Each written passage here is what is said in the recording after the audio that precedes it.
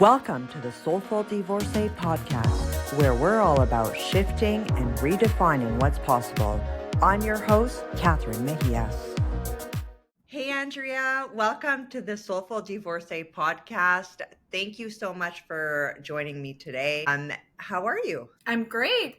First of all, thank you so much for having me. I'm so excited to be here. My pleasure. So I want to know all about the Toronto Dating Hub. You are the founder, and can you tell us more about what exactly it is? Yeah, for sure. Toronto Dating Hub is something I started since May of 2020 during the pandemic. And this is a hub or community, if you will, of Toronto GTA singles. And what I wanted to create was through unique events and unique coaching services to help GTA singles with meeting other, make meaningful connections with other singles and learn more about how they can improve their dating journey. And that's in a nutshell what Toronto Dating Hub is. And so I am now that's been 4 years since I started it, and what used to be a side hustle, like a passion project, it has now become my full-time job. So I'm fully dedicated to helping singles in the GTA, and I'm now hosting 10 to 15 singles events per month, and I'm helping singles through my unique coaching service. So I just absolutely love helping singles. That's amazing. It's so beautiful when you can turn your side hustle into something that actually makes money and becomes your full-time job. And I love that. What inspired you to start this? Yeah, so funny if you say that because it's a bit of a story I usually tell at all my events because I also MC my events, right? And really quickly in a nutshell, so what happened in 2020, I lost the three pillars in my life at once. So I was laid off of my job of 9.5 years, so big portion of my career. I was laid off because there was I work in marketing and events, so there was no events happening, right? It was inevitable. So I was laid off. The boyfriend at the time that I was dating, and I met him off Hinge, I think, and actually lived in my building, surprisingly, right? I've never met him, but the app brought us together. But he broke up with me around the same time that I got laid off. And then around the same time, having strict Asian parents, they were like, unless you move back with us, you can't come see us because we don't feel safe. And so in an instant, right, family, career, love was all gone in an instant. And so honestly, it was one of the darkest time in my life. And but the kind of person I am, I want to make lemonade out of lemons. And so I turned that negative energy and what happened into, I was like, you know what, if I could feel this lonely, especially during the middle of the pandemic, and what could I do with this? It's like, I know how to do marketing and events, and what's a community that really needs help? Well, I'm single at the time, and it was the pandemic, so I was like, you know what, I think I can really make something creative and something that's actually useful to people right now. And so that is how Toronto Dating Hub was born. Wow. And it's so interesting how when we are at our lowest moments, we come up with these amazing ideas, right? In order to, I don't know, help. Part of it is helping ourselves get out of the situation, Yeah, but then absolutely. it kind of leads to helping other people. So it's so cool. Yeah. So what was the biggest challenge that you faced when you started? Well, yes. So if you remember in 2020, like, we were all at home, we couldn't go out, we're listening to the news about, like, okay, where are we allowed to go? Yeah, grocery store, what is it, 4 people per table, all those restrictions, right? So my very first events were over Zoom. So if you can imagine, like, how do you do singles events over Zoom, right? Like, what we're doing, and I really got creative because I remember I had a yoga teacher friend. I was like, can you teach yoga through Zoom? Because that's what people were doing, right? It's like doing things online, right? All the classes turned into online things. So I was kind of doing these cool happy hour moments through different things and experiences. So I was already being really creative back then with how to do virtual events. So, but the challenge has always been, how do you create these unique experiences for people to want to come out.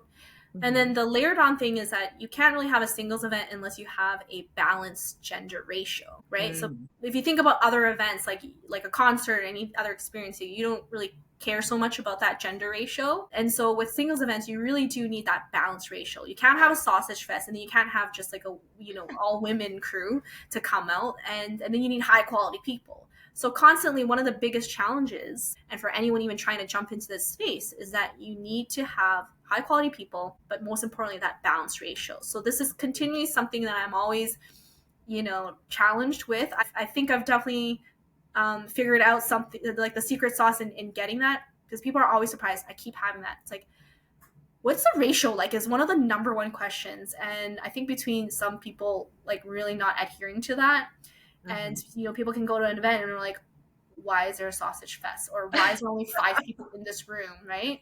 And they're really worried about going to, honestly, like a crappy event where the ratio is just off. And so part of it is the challenge of ensuring that that doesn't happen to my events. But the other layer is ensuring when I'm doing my marketing, when I'm talking to people, that they really know this is a very curated, high quality event where you don't have to worry about that.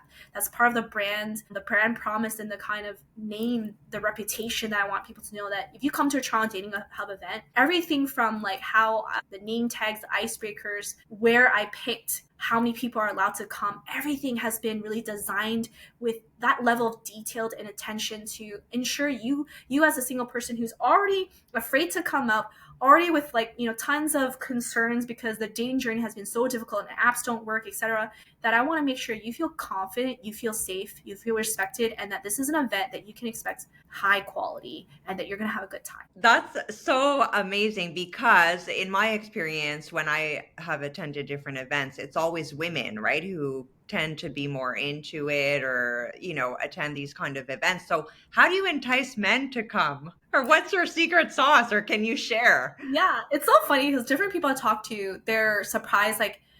For some events, it's like maybe more women come out, and then for some. So for me, my experience has been, so what my insight has been is actually to do with the age range. So under 45, I have more men. It's more easy for men to come out, and then over 45, it's like, where are the men?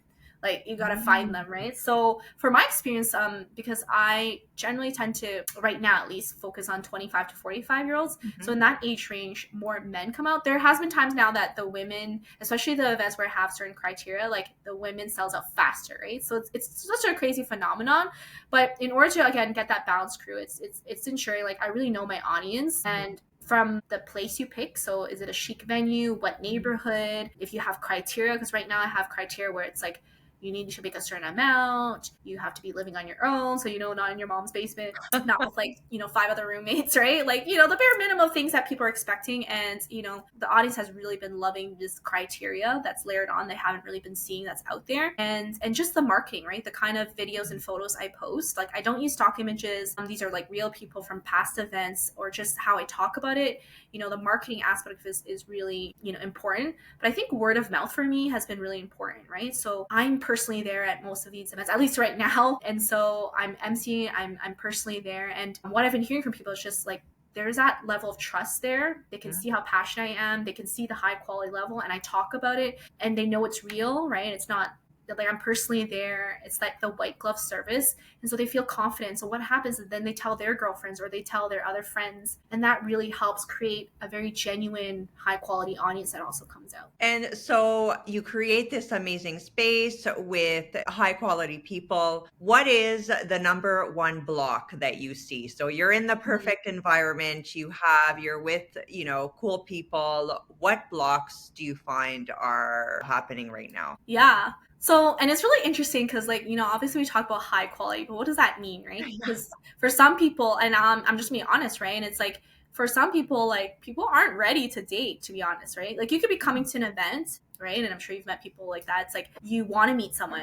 but are you actually ready to date? And what does that mean, right? So are you over your ex? Are there anything in your, this is more like then in your head stuff, right? Like those psychological aspects, or the inner parts of you where, are you actually ready to date? Are you over your ex? Are you, still harboring like things that you haven't healed from, right? Past trauma, past relationships that's going to get in the way. Do you know what you need to work on? Are you in your own like head? Are you blocking yourself, right? So, because you could physically be at an event, but you're mentally not ready, right? Or I see people are like, oh, I don't like going on apps. And then, when I talk to them about it, it's like, so how are you approaching dating, right? Because then they're like, I don't have time for this. I don't have time for this. Okay, if you don't have time for those things, to be honest, you're not going to have time for a relationship.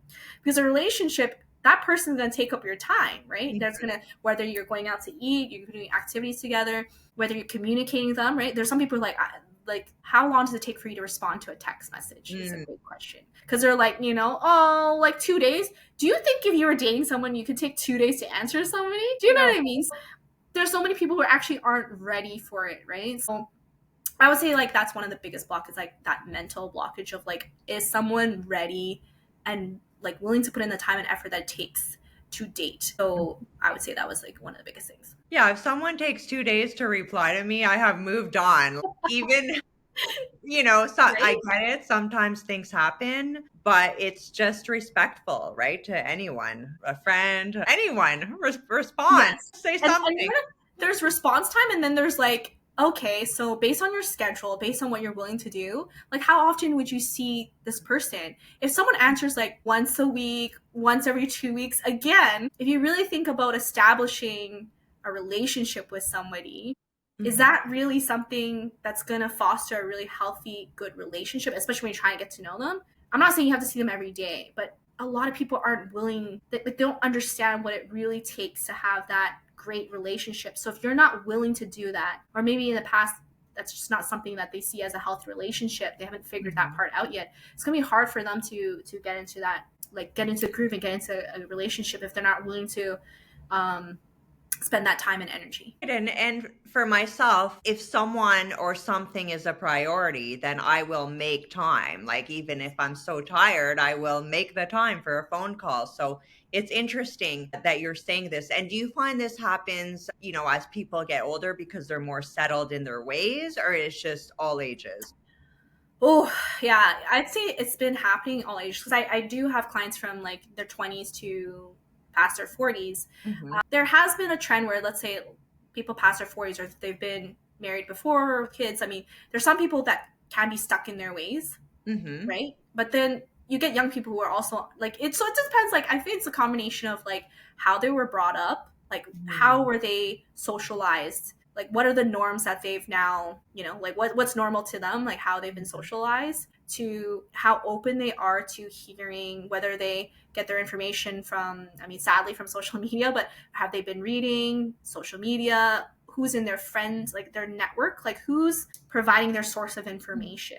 But I find that people who are going to excel are the people who are very open to hearing different perspectives, the people who are always trying to improve themselves and they're really open to it. And again, being receptive is one thing, but doing the work is the other half of it. Because there's people who are like, no, yeah, no problem. I'm listening, I'm hearing you, but then doing something different or doing the work is that other half that I find not everyone's quite there. They might be willing to listen to a different perspective, but it comes time to trying something different or putting in the work that's required to, do something. A good example that like I like to say, like, because a lot of people maybe don't understand the dating concepts, but let's say, you're trying to learn how to play the guitar or, learn how to swim. You can read, watch YouTube videos, etc. But if you're not getting in the water, like to actually try swimming or taking lessons, how fast is that your progress to learn how to do something? And then if you're not practicing, but if people can understand about what it takes to learn a new skill or try something different, and they can just apply that same concept to dating still requires you to learn and grow, right? Exactly. Do you offer you said you offer coaching. So do you help people move through this, or what does your coaching style look like? Yeah, absolutely. I'll admit, I'm like, I am a dating coach, and I need to do a better job of really like promoting it, because I get so sucked into like the event side of things. Yeah. But yeah, I do dating coaching, and I'd say the kind of services I offer and what I love doing is like, so I do dating profile makeovers or assessments. So basically I help people, improve their matches and getting matches and getting better quality matches. So improving their profile, which then also is very related to styling them and then doing photo shoots. I do definitely work with a lot more men, because I feel like women are pretty good with those things, but men definitely can need a lot of help with that, where, a lot of those gym selfies or just phone selfies or no pictures at all. And, a lot of it's, I like to parallel it to job hunting. You would not leave your name out of your resume, or you wouldn't have a spelling error on your resume if you're hunting for a job. So if you're looking for an ideal partner, you want to have the best resume and cover letter out there. And so these kind of services are like, having like an awesome resume and cover letter. Like I want to make sure you have like great pictures, and not just great pictures. I'm not trying to make you look like a male, like I don't know who the cool guy is these days, but I'm not making you like the next Tom Cruise or whoever your ideal male model or celebrity is. I want you to look the best version of you. So whether we have to style you and get you photos, but I want to bring out your personality, right? So whether if you do play video games, if you do those things, I want to showcase that so you're not catfishing anybody. And if that person really likes those aspects of you, you're going to find the right ideal partner, but we're going to bring out the best in you. So I definitely do a lot of those services. And of course I do one-on-one coaching. I kind of call it like a dating helpline, if you will, right? There are some people who are like, I don't know what to write, or I left that person on red. Like, what do I do? Or how do I get this date? So I'm like, let's book that call, show me the text messages. And I've always been that person that's like, I'm going to tell you what you need to hear, not what you want to hear. And I'll tell them straight up. It's like, why did you wait 2 days? Or that date idea is really boring. You need to try this, right? And I'm definitely not, I've definitely seen there's some coaches out there. I'm not a pickup artist. I'm not here to like tell you how to pick up women like for fun and do what that kind of stuff. Because again, at the end of the day, whatever I'm doing to help people through my events or through services is ensuring that I just want more intentional, meaningful dating and people out there. Right. So, because of course and related to your work, Catherine, like I want less divorces. I want less of these do you know what I mean? Like people are unintentional or just like you're not dating with purpose and you could have made better decisions, right? But if you had maybe and you can be transparent. The more transparent you are and the more open about who you are, then you'll attract someone that understands you. And, instead of faking it and then all of a sudden a few months down the road, you're like, whoa, who is this person? This guy is on video games 12 hours a day. That wasn't in his profile. What did I sign up to? Yeah. I don't like, that's the thing. I'm not trying to coach people to lie to people or create this false image of you, lure them in, and then all of a sudden it's like, whoa, like I didn't know you were like this. You know what I mean? Like that's not what I'm about either. I'm not trying to make fast cash, and I'm not trying to teach people the wrong way to go about dating. Like that's not what I'm after. Yeah, and I feel like we're stepping in an age of transparency and authenticity, and the more you step into that yourself, the more fulfilled you'll be. So, faking it has become so tiring. It's like too many personalities to uphold, right? So I love that you're doing that. Do you think that that is one of the biggest, I guess, mistakes that people make when they're dating? They fake it and then they can't uphold that fake persona? Oh, Catherine, there's so many Well, okay, let's go number one. Well, like I said, I think going back to what I said earlier about just like not knowing the true problem, right? Like there's a lot of people like immediate, like you hear a lot of people like dating apps don't work. I can't do dating apps, right? And to be honest, I tell everyone like you can't write off dating apps, to be honest, because that's like saying, when you're job hunting, that's like someone writing off Indeed and LinkedIn. Like the numbers are there, and you just have to have the right approach and change your mindset and just how you're using it. So, but I feel people aren't, and if they're not willing to really reflect and take a look like inner, like, and realize that you have to contribute. You are contributing to this problem, but you have to like really be able to reflect at all, like, like really look into your life and realize like, do you have a pattern in your dating? Like, how some people are like, I keep attracting men who are married. I keep attracting cheaters. I keep like, whatever. But like, have you looked at what you're doing? And I'm not blaming them. It's not about a blame game, but it's like, have you looked into who you're dating and what kind of patterns? That's one of the exercises I go with my clients, but like, look at yourself first too, not just blame everything and everything outside. Because the thing is, if someone only like blames everything and everyone else, right? And they're not willing to accept that maybe you're part of the problem, right? You're never going to find the real problem and solve it, right? Yeah. And, it's about taking responsibility where we can and shifting ourselves so that we can change who we attract. And back to the dating app, I have never been on a dating app except for one time when the first one came, which was Lava Life. So how long ago was that? I actually dated a guy for a while on there back then. But I have never been on it. So maybe maybe I'll come and get my profile created by you. It depends on, like, I know there's many people who don't, and that's fine. And it goes back to, it depends on your social life and your social circle. You know, unfortunately, the people that I'm meeting, and there's more and more of them, especially people who are moving like to Toronto, and you know, they don't have a lot of friends. They're still figuring things out even in their career, so they don't have a footing yet, right? So they can't expect to meet people naturally because they don't even have that circle yet, right? So for those people who, I meet a lot of people who, like, even their social life, like, what do you do for fun? And they I work. I'm like, yes, but that's not for fun. Like, what do you do? And they're like, you know, I play video games. Okay, anything that's social, that's not just you on your own, you can't answer this. So it's like, well, because in that case, if you're not using dating apps, where are you going to meet these people? Then you're going to have to go out. Like, and again, the answer is not, let me go to a club, right? It's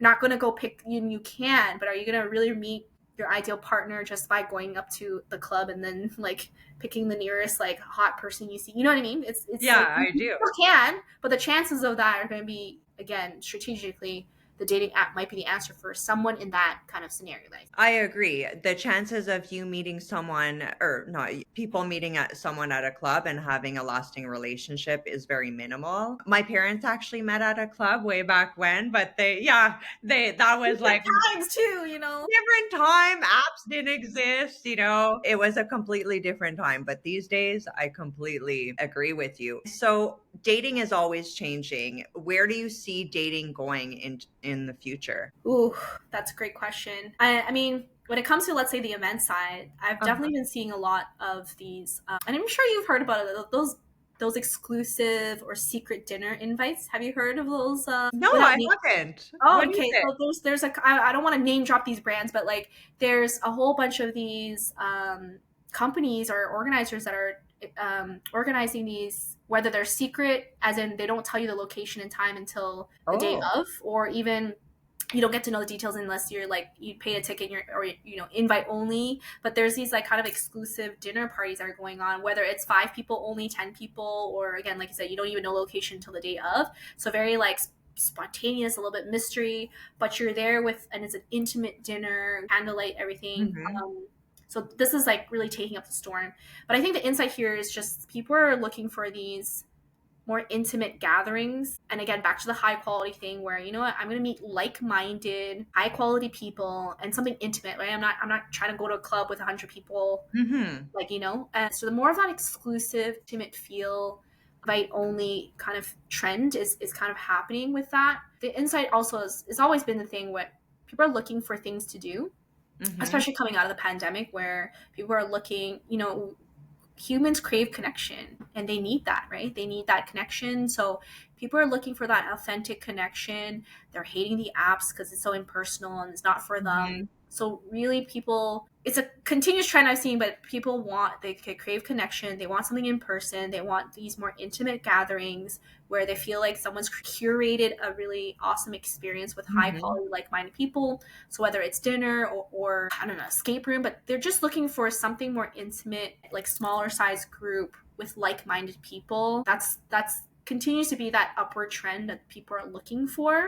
And I definitely see that. And unfortunately, I don't think dating apps are going to go, but I definitely see that dating apps, or those creators, are getting more and more creative with how they're changing things up. So I've been seeing and they approach me, a lot of dating apps that are like, they're seeing what the problems are, what people are complaining about, and they're really trying to change the functionality and benefits. Well, like, Catherine, I don't know. I think between 3 to 5 dating apps have been approaching me every year about what they're doing that's so innovative and changing the space. And honestly, being an entrepreneur myself, I'm really rooting for someone to really solve the issues, right? Like, I want to root for them, and especially if they're Canadian and, you know, like, or a female-based one. Like, I really want someone to change the space, because we all know that this is a community that definitely needs the help and attention. It's a hard problem to fix, right? But if we all work together, I think we've got something good going. But yeah, between, you know, the dating app trying to change the game, the event organizers trying to create really great experiences for people. But I just hope, between the work that you and I do and other coaches, is that I really hope people can also look into themselves and see how they can, you know, do the inner work that it also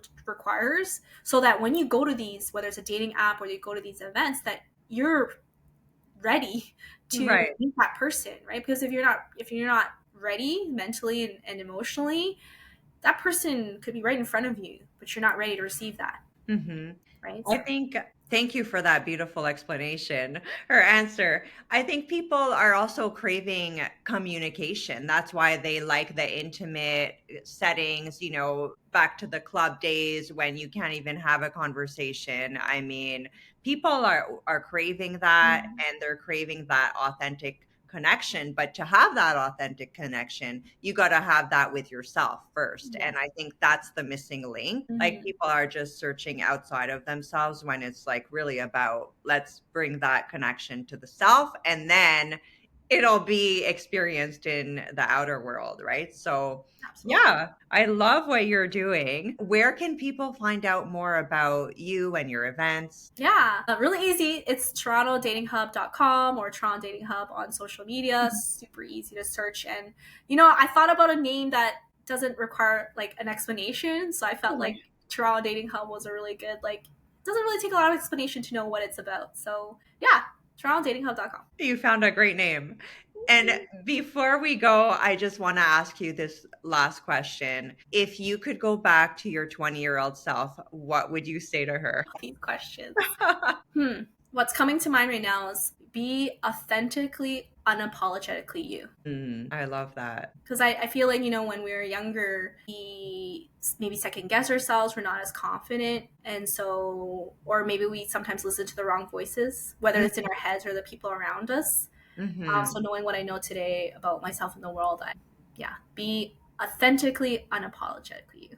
Well, thank you so much for joining me today, and I'll put your links below, and people can learn more about how they can get involved in your events. So thank you so much. Thank you so much for having me here today.